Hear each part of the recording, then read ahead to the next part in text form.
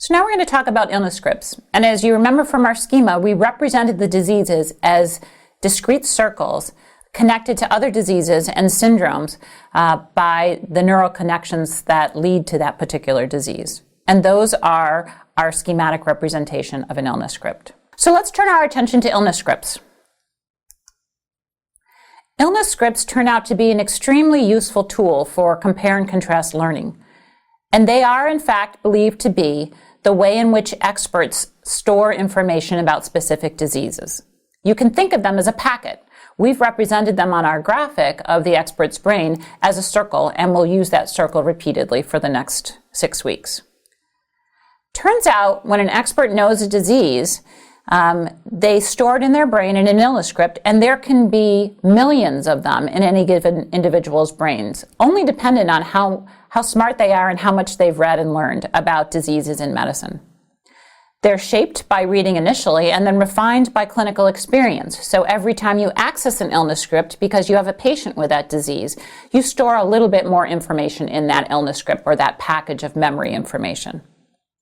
And the structure of the illness script and the foundational elements on which they're built facilitate the type of compare and contrast thinking that we were illustrating in our overlapping Venn diagram in the last component of this talk. It also turns out that the way they're developed helps clinicians access information in the clinical environment. So they're arranged in such a way that when a patient presents with a sign or symptom, it triggers or activates that particular memory store in a much easier and more expeditious way than just simply filing them in a random file folder. Now, illness scripts vary between professionals. So my illness script for congestive heart failure and Dr. Papadakis' illness script for congestive heart failure might be slightly different based on what we've read and the patients we've seen. But they're all founded on a core set of 4 elements. And this is work that's been beautifully articulated in Judy Bowen's article in the New England Journal in 2006 on clinical problem solving. And these are the 4 standard components of illness scripts in each expert's brain about every disease that they truly know. A statement of epidemiology, a statement of time course of how the disease presents, a statement of clinical presentation or classic signs and symptoms, and an understanding of the underlying mechanism of disease that led to the clinical presentation and the time course in question. Let's take each of these foundational elements for the illness script in turn and examine them a little bit more closely. So epidemiology in an illness script refers to the question or answers the question, who gets this disease? Who's susceptible to it? In which population of patients might I have to consider the possibility that this disease could be present? So this includes common information about demographics, for instance, age. There are some diseases only the elderly get, and some only the neonate gets. Gender, there are some diseases that only women get, and some that only men get. Race or ethnicity turns out to be a more problematic issue because it's sometimes very difficult to precisely identify what diseases are linked to a particular race or ethnicity. But they have been traditionally used to describe diseases in the medical literature, so I've included it here. Epidemiology also, however, refers to risk factors and exposures. So epidemiology might mean a chronic medical condition that predisposes someone to another condition. So for instance, if I have diabetes, that might predispose me to coronary artery disease. And that is a component of someone's risk for a disease that's being considered or described in this illness script. And similarly, exposures or things that might have increased the likelihood of me developing the disease described by this illness script is included in epidemiology. So that may mean travel, if I traveled to an area, for instance, where malaria was endemic. My occupation, if I've been exposed to asbestos, or if I'm exposed to a lot of children with particular infectious diseases. Sexual activities or hobbies. I'm a bird keeper. I might be predisposed to a particular type of pneumonia. Any types of close contacts who have disease might also fit into epidemiology. But remember, this illness script we're talking about here is about the disease. And so this is all about the types of factors that might be present as I'm considering the possibility of this disease for my patient. So let's give an example of the illness script for acute retroviral syndrome. And this is focused purely on the quadrant of epidemiology. Now, what will be important in considering the possible disease of acute retroviral syndrome is recent exposure to blood or body fluids. That's the epidemiology of relevance here. What's not important is epidemiologic information about age, race, gender, ethnicity, or sexual preference. That doesn't add anything to our understanding of this particular disease. All we need to know is that the person had exposure to transmissible opportunities for HIV. And this points out one element of illness scripts that I want you to begin with as you're starting to build these illness scripts from the foundation up. And that is start with the most important information. Don't try and push everything into these quadrants, because we want you to build a very strong foundation that is applicable to as many people who might present with this disease as possible. The next element we're going to consider is the time course of the disease. It's another core component of the illness script, or the disease illness script. Time course refers to two types of ways in which the disease presents with relation to time. The first is the duration of the prodrome or the symptom. And this generally is expressed in abstract words like hyperacute, meaning it just happened instantaneously. I was fine this morning and by lunch I was horribly ill. Acute, this has been going on for a couple of days. Subacute generally refers to a couple of weeks, and chronic, a couple of months or more. Now, the purist in you might want a precise number of days, hours, or weeks in which something converts from hyperacute to acute to subacute and chronic. All I can tell you is that's not possible, and it varies from disease to disease. What's more important is sort of understanding whether the disease that you're considering generally occurs dramatically, somewhat acutely, or has symptoms that persist for a long period of time. And it turns out time course will be a very important distinguishing feature for much of the work that we do. The other element, though, of time is a description of how, once the symptoms are present, they behave in terms of constancy. And typically you see words like the symptom is constant, stable, or progressive. That's another element of time course. Or you might see that the symptom is more variable. It comes and goes. And we use phrases like waxing and waning, or biphasic, meaning it happened 2 weeks ago. There was a period of normality and then it happened again. Or intermittent.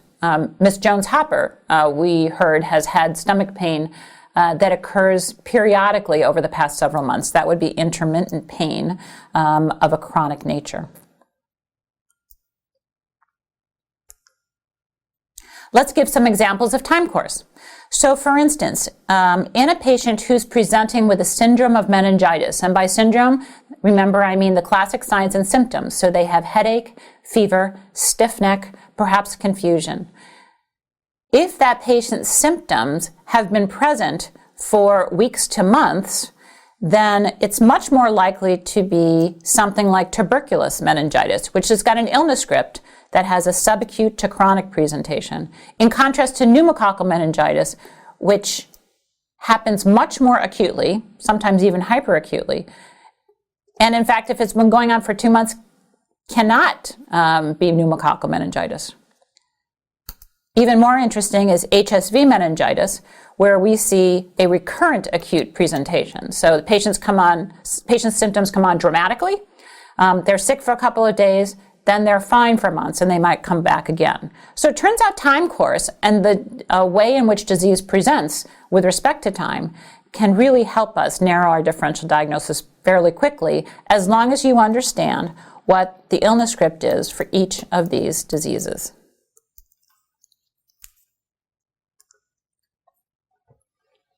The third category is perhaps the most interesting and the most complex, and that is the classic signs and symptoms associated with this disease.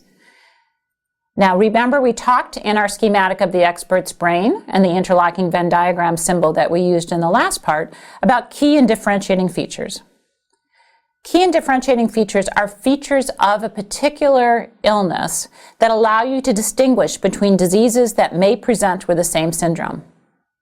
Subsets of these key and differentiating features are what I have called must-have features. That means that this patient, in order to diagnose this disease, must have this particular sign or symptom.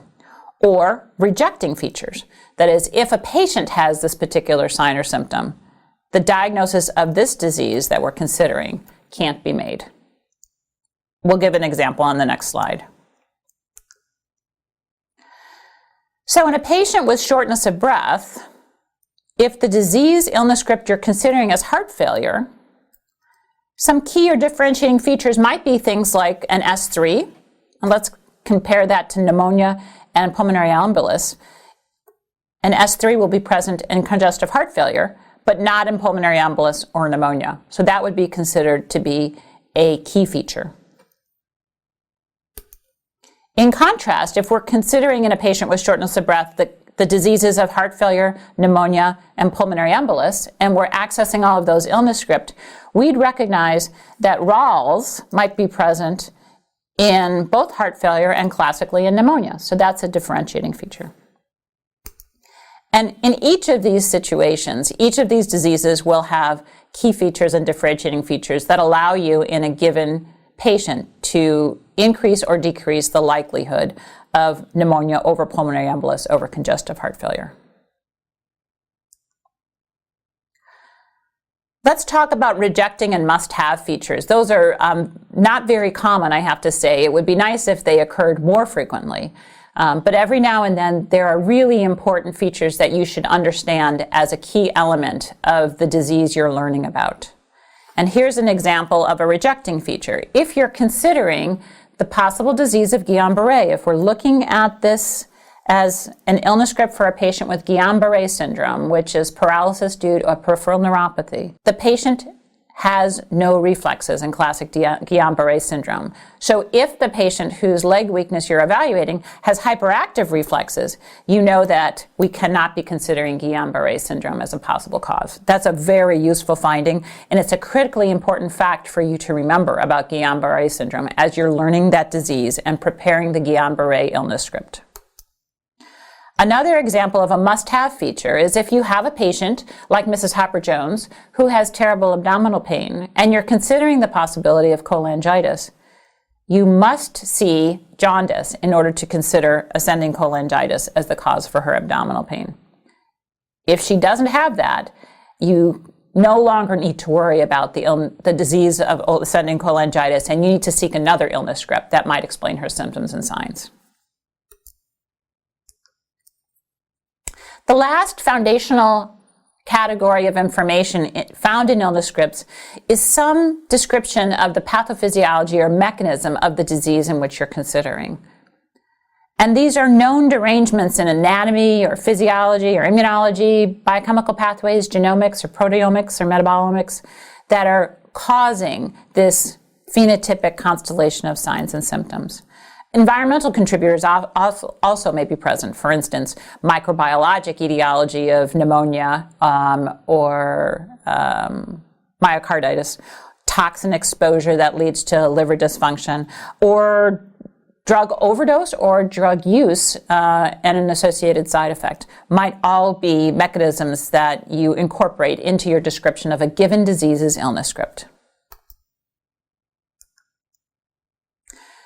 Now, as we've talked about the illness script concept, we've talked about it as a packet of information that experts store in their brain when they know about a disease.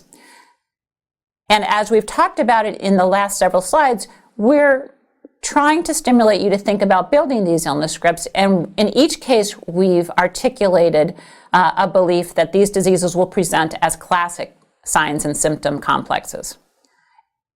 Those of you who are in the audience who are more expert in your clinical career will recognize that there are variants to every disease presentation.